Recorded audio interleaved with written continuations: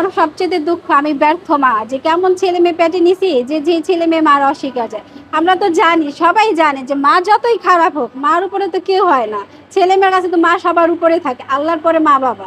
কিন্তু আমার এই ছেলে মেয়ে কিসের জন্য? আমি তো তোকে কোনোদিন কোনো কষ্ট দিই নাই, কোনোদিন একটা জোরে থাপ্পড় দিই নাই যে ব্যথা পাবি। যখন যা আবদার করছে মা হিসেবে যতটুকু কষ্ট করার ততটুকু সবসময় করছি।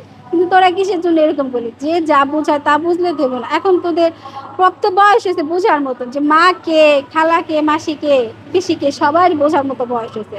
একটা কিছু বলার আগে 100 বার ভাবতে হয়। ঠিক আছে, আমি চাই নাই তোর কাছ থেকে এরকম একটা আশা করি নাই। আমি তো চাইছিলাম ছেলে মেয়েদের জন্য থাকতে। আমার স্বামীর সাথে কি হয়েছে না হয়েছে আমি তো ওটা এখন আপনাদের কাছে বলা উচিত ছিল না। কারণ আজকে পরিস্থিতি তো ওরা এরকম দাঁড় করেছে, যে কারণে আমার আগের অতীতের কথা এখন বর্তমানে টাইনে আনতে হয়েছে। আমি যদি নিজের ভবিষ্যৎ চাইতাম তাহলে তো আর তোর কাছে ফিরে যেতাম না। যখন আর বাবা ডিভোর্সে তখনও তো চাইলে আমি নতুন ভাবে সংসার তৈরি করতে পারতাম। এটা তো কোনো একদম কিছু কঠিন কিছুই তো না। তো আমি তো চাইছি ভাঙা সংসারটারে জোড়া দিতে, সন্তান দুইটারে বুকে নিয়ে থাকতে। এর চেয়ে এটা কি একটা মার অপরাধ? একটা মা একটা সন্তানের চায়, এটা কি অপরাধ? আমি তো তার চেয়ে বেশি কিছু চাই। আমি তো চাইনি আমার সন্তান দুইটারে নিয়ে ধুয়ে আমি অন্য কিছু করি। তখন এখনো থাকতে চাই। কিন্তু তোরা মার থেকে অন্য মানুষের প্রতি এত ভালোবাসা কিভাবে আহে, এটাই আমার সবচেয়ে বড় কষ্ট। সবার কাছে ওইটা, দেশবাসীর কাছে সবার কাছে অনুরোধ করি, আমি সবার কাছে আজকে আমার ফ্যামিলি বিষয়ে বলতে চাইনি, আজকে বললে বাধ্য হয়েছি। তারপরে যে আপনারা সবাই জানছেন, এক একজন এক একটা কমেন্ট করতেছেন আমি কেমন মা, আমি কেমন মা যে সন্তানের জন্য এতটা পাগল, আমি কেমন মা। আমি স্ত্রী যে স্বামীর জন্য সব ছাইড়া দিতে পারছি, আমি এমন স্ত্রী জীবনটা পর অনেক নিজের চর্চা সহ্য করছি, কিন্তু কেন কোনোদিন বলতে দেয় নাই। তারপর আপনার কাছে বলতে বাধ্য হয়েছি, কারণ ওদের বলার কারণে যে আমি এমনই মা, আমি সন্তান এখনো থাকতে চাই। যে আমার স্বামী যেভাবে সংসারটা রাখা গেছে, আমাদের 4 জনের ছিল কিন্তু স্বামী নাই, কিন্তু আমার ছেলে মেয়েদের নিয়ে আমি যেন যতটুকু আমাদের ব্যবসা থেকে যতটুকু আসুক, যতটুকু থাকি, আর যদি তাও নাও থাকে আমি মা, আমি চেষ্টা করবো আমার ছেলের মেয়েদের নিয়ে আমি থাকার জন্য।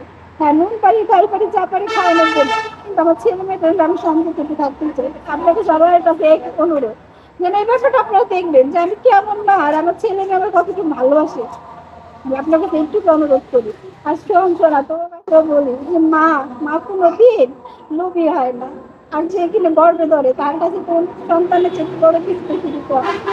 যেদিন তারা বড় হবে, সংসার হবে, সেদিন বুঝবি আজকে মার চোখের পানি আজকে কতটা মূল্যবান। ঠিক আছে, আমি সবসময় দরকারি তারা যেখানে থাক ভালো থাক। আর যদি আমার সন্তান আমার কাছে ফিরে, আমি ওদের মাইনে নিই। আমি চাই আমার সন্তান নিয়ে একসাথে থাকতে। আপনারা দয়া করে একটু এই জিনিসটা খেয়াল রাখবেন যে না ওদের মাথায় যা আছে ওগুলো যদি ছাইরা মার প্রতি ভালোবাসা দেখায়। আমি জোর করবো না, আমি জোর করবো না যে আমার কাছে দে। তোদের মনে যদি টান থাকে আর মারে যদি সবার থেকে বড় মনে করো, তাহলে আমার কাছে ফিরে আয়। আমি তোকে নিয়ে আগে থাকতেছি, এখন সবকিছু মিলা তোকে নিয়ে বাঁচতে চাই। যে আমি যদি বিয়ে করি আমার তো একটা কাবিন নামা থাকবো বা একটা লোক সাক্ষী থাকে। আপনারা আশেপাশে সবারই জিজ্ঞাসা করে দেখেন, বা আমার বিষয়ে যারা জানে সবাই জিজ্ঞাসা করেন যে এই মহিলা বিয়ে করছে বা কেউ সাথে সম্পর্ক কিনা, তাহলে আমার কোনো কষ্ট থাকবো না। ঠিক আছে, আমি যদি এরকম কিছু করতাম তাহলে আজকে সবার সামনে প্রকাশ আসতে পারতাম না। আমার যদি তোর সাথে সম্পর্ক থাকতো বা বিয়ে হইতো, তাহলে তো আমি এটা আপনাদের সামনে প্রকাশ করতাম না। ওদের কাছে তো একটাই কথা বলতে চাই যে এরকম একটা কথা বললি, শোন, বিচারের জন্য আমরা এই জায়গায় যুদ্ধে নামছিলাম। তোর মামা মরছে, তোর বাবা মরছে, হ্যাঁ ভাই মরছে, সবাই যার যার ক্ষেত্রে থেকে যে উনি মারা গেছে।